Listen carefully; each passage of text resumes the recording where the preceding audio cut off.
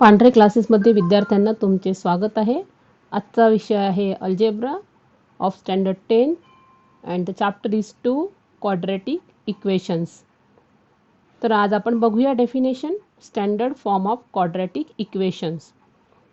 तर डेफिनेशन आहे the equation involving one variable and having two as maximum index of variable is called the quadratic equation. मग quadratic equation म्हणजे काय? तर ज्या इक्वेशनमध्ये एक व्हेरिएबल असतो, जसं की एक्स आहे किंवा वाय आहे, आणि त्याचा मॅक्झिमम इंडेक्स किंवा पॉवर हा 2 असतो. तर अशा इक्वेशनला म्हणतात क्वाड्रॅटिक इक्वेशन. आणि हे इक्वेशन फक्त एकाच व्हेरिएबलचं बनलेलं असतं. जसं की खाली दिसतं आपल्याला general form ax² + bx + c = 0. तर यामध्ये आपल्याला दिसते की एक्स हा एकच व्हेरिएबल आहे.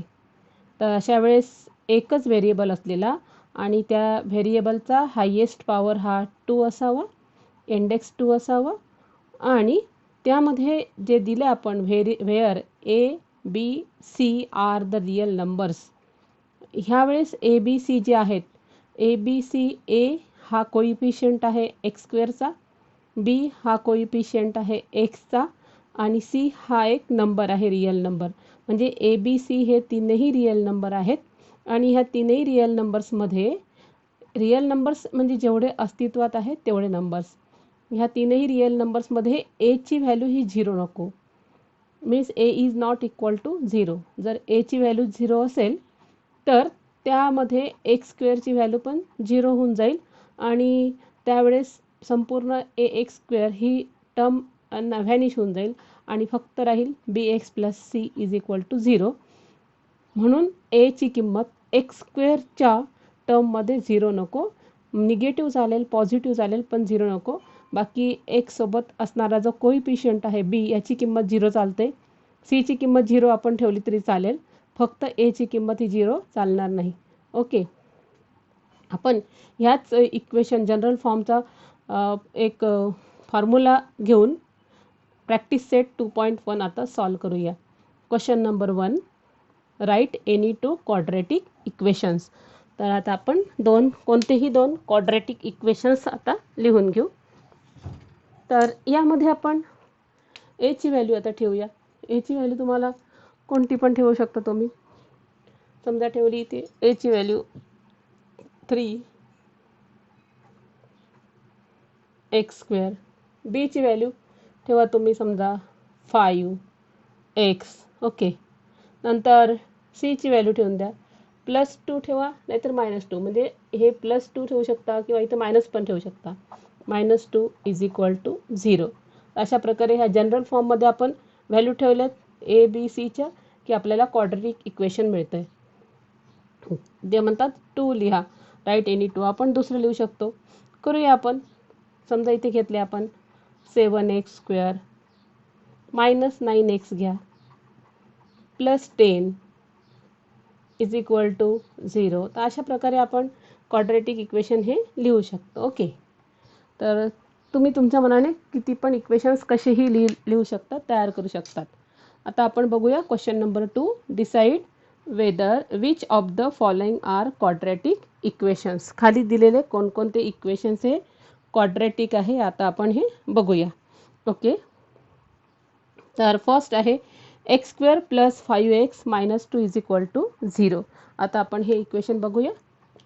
हे इक्वेशन क्वाड्रॅटिक आहे का हे बघूया आपण. तर बघताना हे बघायचं की हायेस्ट पॉवर 2 आहे का? येस आहे. म्हणजे जेवढे काही व्हेरिएबल्स दिले आहे x² तर हायेस्ट पॉवर 2 आहे का? येस. ही एक पॉझिटिव्ह आहे, ही एक जमेची बाजू आहे आपली. नंतर x is the only variable. एकच व्हेरिएबल आहे का? हो, दोन्ही ठिकाणी एकच व्हेरिएबल आहे. येस.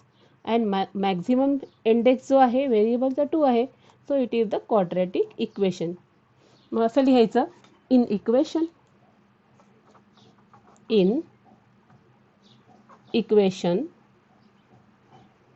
इक्वेशन जे आहे ते x is the only variable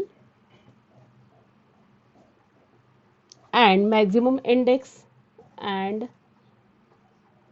maximum index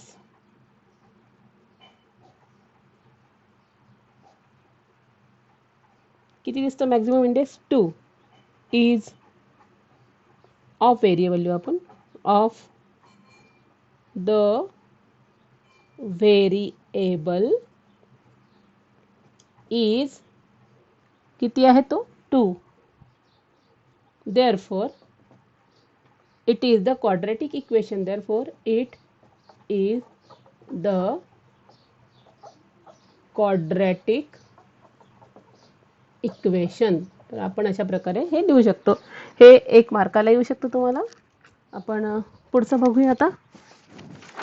that is second. त्यातला आपण सेकंड क्वेश्चन बघूया.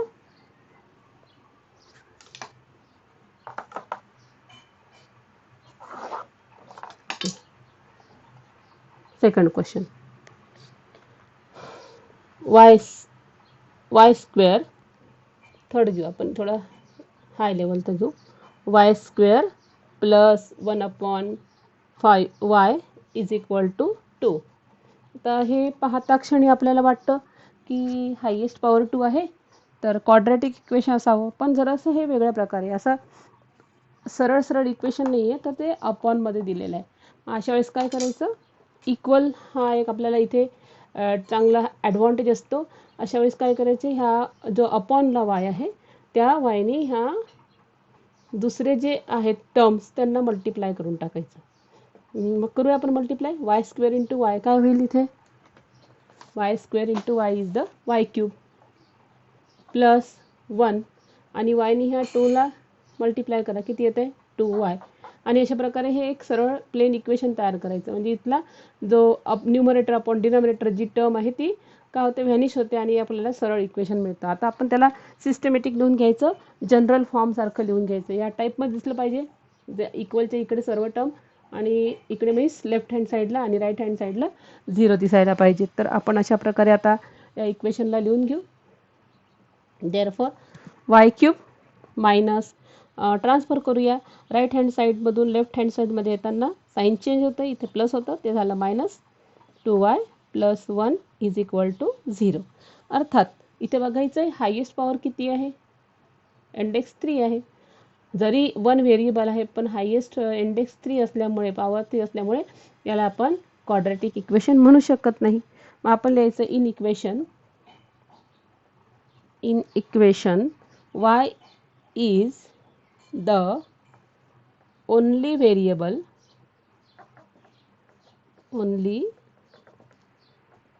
variable but maximum index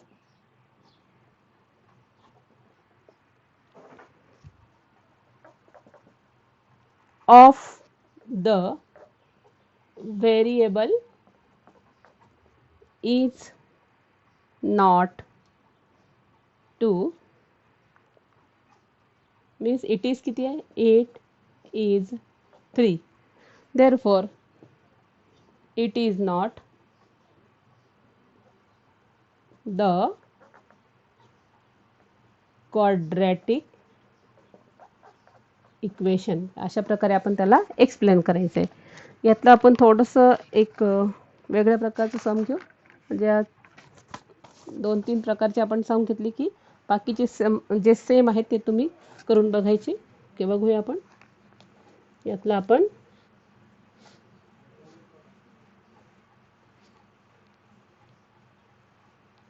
third question fifth घेऊ. यातला m+2 in second bracket m-5 is equal to 0. तर आपण याला सॉल्व करायचं आहे. फर्स्ट टाईमला पाहिल्यावर कळत नाही की ते क्वाड्रॅटिक आहे किंवा नाही. सरळ सरळ दोन्ही ब्रॅकेट मल्टिप्लाय करायचे. आणि मल्टिप्लाय कशी करतात माहिती आहे तुम्हाला, तुम्ही 8th स्टँडर्डला शिकलात. फर्स्ट टर्म स्क्वेअर करायचा, फर्स्ट टर्मचा स्क्वेअर करायचा, नंतर दोन्ही ब्रॅकेटचे सेकंड टर्म बघायचे. सेकंड टर्म हे नंबर्स आहेत आणि नंबर्स इथे जेव्हा आपण पुढची टर्म जेव्हा लिहितो तर ब्रॅकेटमधल्या सेकंड टर्म त्यांची सम किंवा ॲडिशन त्यांचे साईन पाहून करायचे. म्हणजे आता आपण इथली टर्म लिहिणार आहे सेकंड टर्मसाठी, म्हणजे नेक्स्ट स्टेपच्या सेकंड टर्मसाठी आपण क्वेश्चनमधल्या सेकंड टर्मची ॲडिशन किंवा सबट्रॅक्शन त्यांचे साईन पाहून करायची. दॅट इज +2 आणि -5 आहे, तर त्यांची ॲडिशन सबट्रॅक्शन किती होईल? करा, किती होते? That is the minus greater number -5 आहे, त्यामुळे ॲन्सर येईल मायनस सबट्रॅक्शन होईल यामध्ये. सबट्रॅक्शन -5 +2 -3 म्हणजे इथे काय येते डायरेक्ट -3m. हे झालं सेकंड टर्म. ही फर्स्ट टर्म. Second term. आता थर्ड टर्मसाठी काय करायचं आपण? परत दोन्ही ब्रॅकेटमधले सेकंड टर्म बघायचे, +2 आणि -5. तर इथल्या सेकंड स्टेपच्या थर्ड टर्मसाठी दोन्हींची मल्टिप्लाय करायची. 5 2 जा 10 आणि मायनस प्लस इथे इंटू असतं, प्लस इंटू मायनस काय होतं? मायनस. म्हणजे इथे मल्टिप्लाय करायचं, तर इथे सेकंड टर्मसाठी काय करायची? ॲडिशन किंवा सबट्रॅक्शन. अशा प्रकारे हे दोन ब्रॅकेट मल्टिप्लाय करायची. आणि आता आपण नेक्स्ट बघूया. आता तुम्ही सांगा, आता हायेस्ट पॉवर काय दिसतोय? 2. So in the equation same असंच लिहायचं. In the equation that is m is the only variable but maximum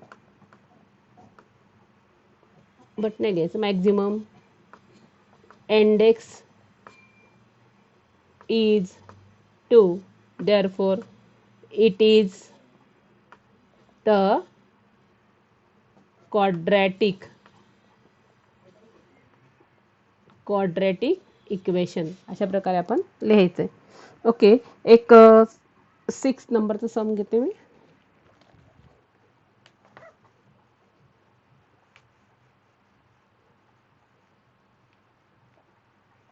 number 6, m³ + 3m² -2 = 3m².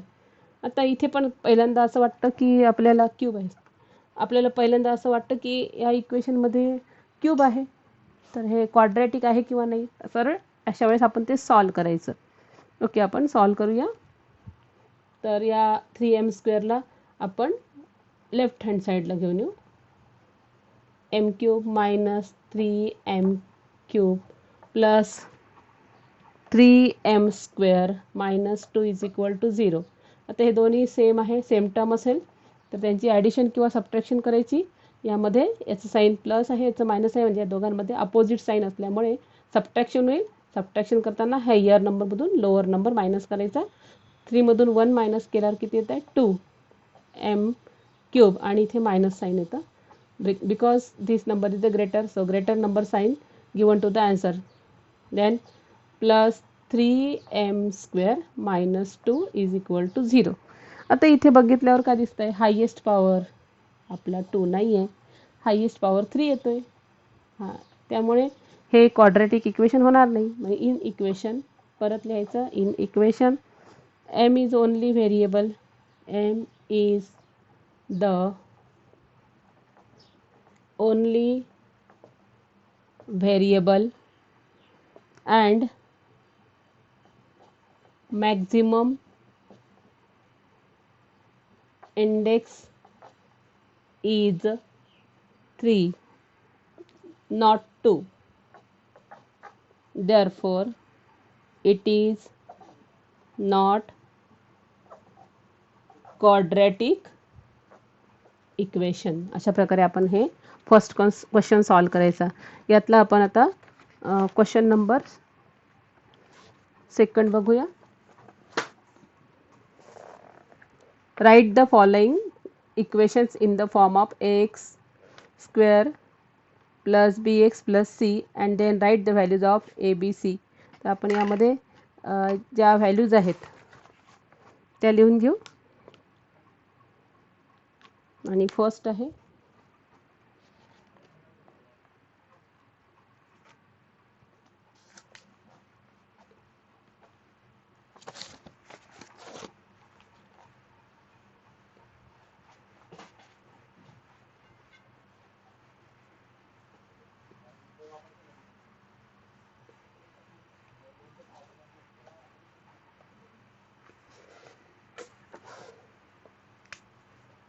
Question number 3 येतोय. Right the following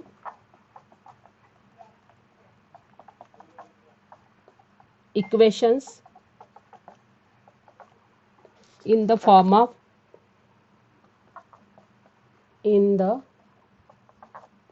of ax square plus bx plus c is equal to 0, and write the values of a, b and c. तर आपण यातले घेऊ आता sums. पहिला आहे first 2y is equal to 10 minus Y square. याला आपण general फॉर्ममध्ये कन्वर्ट करायचं, म्हणजे राईट हँड साईडच्या ज्या टर्म आहेत त्या संपूर्ण लेफ्ट हँड साईडला घेऊन येताना त्यांचे साईन चेंज होतात. आणि लिहिताना पहिल्यांदा वाय स्क्वेअरनी सुरुवात करायची, सर्व टर्म कुठे घेऊन यायचे लेफ्ट हँड साईडला. मी इकडे इक्वल लिहिते, हे इक्वल इथे लिहिते आणि ह्या टर्म घेऊन या. मायनस आहे लेफ्ट हँड साईडला आला आहे प्लस वाय स्क्वेअर नंतर वाय ही टर्म लिहायची. ही टर्म ऑलरेडी लेफ्ट हँड साईडला आहे, साईन प्लस आहे त्यामुळे इथे प्लस 2y. आणि ही टर्म राईट हँड साईडला आहे, त्याला इकडे आणायचं आहे, लेफ्टला मायनस होईल, इज इक्वल टू 0. ओके, लिहिलं. Right the following equation in the form of, आपण लिहिलं या फॉर्ममध्ये दिसते तुम्हाला. हा एक्स स्क्वेअर इथे 1 असतो, ए म्हणजे 1, जिला काहीच कोइफिशियंट नाही त्याला 1 असतो. हा बीची व्हॅल्यू आली 2 आणि सीची व्हॅल्यू आली मायनस. अशा प्रकारे आपण जनरल फॉर्ममध्ये लिहिलं. आणि ते म्हणतात ए बी सीची व्हॅल्यू काढा. एची व्हॅल्यू आली 1, बीची आहे 2 आणि सीची आली -10. अशा प्रकारे आपण हे सम फर्स्ट सॉल्व केलेलं आहे. ओके, यातलं तर मी घेते सपोज सेकंड घेऊ आपण. That is X minus 1 square is equal to 2x plus 3. आपण असं याला सॉल्व करावं लागेल. डायरेक्ट हे आपल्याला समजणार नाही ए बी सीची व्हॅल्यू. याला सॉल्व करूया आपण. तर सॉल्व करताना याला आत्ता शिकवलं एक्स मायनस 1चा स्क्वेअर घेताना फॉर्म्युला तुम्हाला आठवावा लागेल, आणि तो आहे ए मायनस बी स्क्वेअरचा formula A square minus 2ab plus B square. हा फॉर्म्युला लक्षात घ्यायचा आणि आता सॉल्व करायचं याला. X means A square x square minus 2ab 2, इथे ए बी इथे एक्स आणि बी म्हणजे 1, आणि प्लस बी स्क्वेअर म्हणजे 1 square is equal to, steps लिहितो आहे आपण, is equal to 2x plus 3. स्टेप्सकडे बघायचं. आता आपण लिहून घेऊयाला. X square 2 into 1 is the 2x plus 1 square is the 1 is equal to 2x plus 2. Okay, या साईडला सर्व टर्म ट्रान्सफर करून घ्यायच्या. एक्स स्क्वेअर मायनस 2x हा प्लस 2चा होईल मायनस 2x, आणि हा प्लस 1 ते 3 हां प्लस 1 आणि हा minus 3 is equal to 0. Minus 3 इकडे आणला आपण. देअरफॉर एक्स स्क्वेअर मायनस 2 आणि -2 मायनस 4x. पुन्हा यामध्ये अपोजिट साईन आहेत, ह्या एक्सच्या टर्म झाल्या ॲडिशन. दोन्ही साईन मायनस असेल तर नंबरची ॲडिशन होते, लक्षात घ्यायचं आहे. मायनस साईन राहील पण नंबरची ॲडिशन झाली 4x. इथे साईन अपोजिट आहे त्यामुळे नंबरची सबट्रॅक्शन करा आणि हायर नंबरमधून लोअर नंबर सबट्रॅक्ट करा. That is 3 - 1 is equal to 2 आणि इक्वल टू 0. आता तुम्हाला हे लिहून दाखवायचं आहे की हे क्वाड्रेटिक इक्वेशन आहे का बघून घ्या. येस, जनरल फॉर्म दिसतं आता.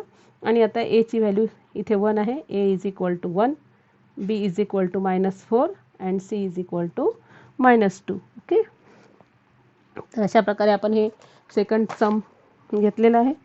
यातलं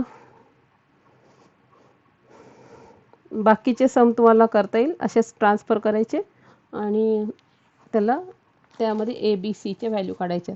तर आता आपण बघूया पुढचं question number 4. Determine whether the values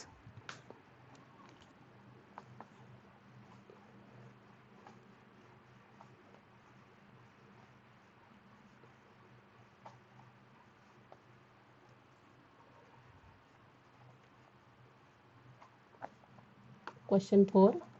Determine whether the values given against each of the equations are the roots of the values given are the roots of the equation. तर इक्वेशनचे हे रूट आहे की नाही ते तुम्हाला आता बघायचं आहे. रूट ऑफ द इक्वेशन, ते रूट म्हणजे व्हॅल्यूज. रूटचा अर्थ व्हॅल्यू हे लक्षात ठेवायचं. तुम्हाला त्याच्या व्हॅल्यूज माहीत पाहिजे, रूट्स काढायचे आहेत. ओके, तर ठरवायचं आहे ती आलेली व्हॅल्यू आहे किंवा नाही. इक्वेशनचं ती जी व्हॅल्यू येईल ती इक्वेशनची रूट आहे किंवा नाही ते आपल्याला ठरवायचं आहे. ओके, आपण फर्स्ट सम बघूया. फर्स्ट थोडं इझी आहे, थोडंसं मी सेकंड घेते हाय लेवलचं. That is 2m² - 5m = 0. First sum तुम्ही होमवर्कला घ्यायचं. अँड m = 2 अँड दुसरा आहे m = 5/2. तर आपण आता यामध्ये ह्या दोन व्हॅल्यूज mची 2 आणि 5/2 या दोन व्हॅल्यूज आपण इथे ठेवूया. मी फर्स्ट नंबर देते आणि सॉल्व करते. इथे लिहायचं put m = 2 in LHS of equation. LHS ला ठेवायची आणि आता आपण LHS घ्यायचा. पहिल्यांदा आपण m = 2 पुट करतो. LHS साईड घ्यायची 2m² - 5m आणि इथं व्हॅल्यू पुट करत जायची 2 इंटू mची व्हॅल्यू ठेवायची 2² - 5 इंटू 2. 2 2 जा 4 -5 2 जा हिअर इज द 10 परत इक्वल 8 -10. सो 8 - 10 इथं साईन अपोजिट आहे, प्लस आणि मायनस. अपोजिट साईन असेल तर सबट्रॅक्शन करायचं. सबट्रॅक्शन करताना हायर नंबरमधून लोअर नंबर मायनस करायचा. 10 - 8 इज 2 आणि हायर नंबर साईन मायनस आहे. आता हे -2 जी व्हॅल्यू आली ती कोणत्या साईडची आली? LHS. मग LHS साईड -2 आहे आणि RHS साईड काय? 0. म्हणजे LHS आणि RHS साईड हे इक्वल नाही. LHSची व्हॅल्यू -2 असताना RHS 0 होऊ शकत नाही. म्हणजेच -2 नॉट इक्वल टू RHS काय? 0. म्हणजे यासारखी नाही, नॉट इक्वल टू RHS. आणि नॉट इक्वल असेल तर म्हणायचं देअरफॉर m = 2 जी आपण घेतली is not the root of the equation. Root of the equation. आता आपण सेकंड व्हॅल्यू ठेवून बघू.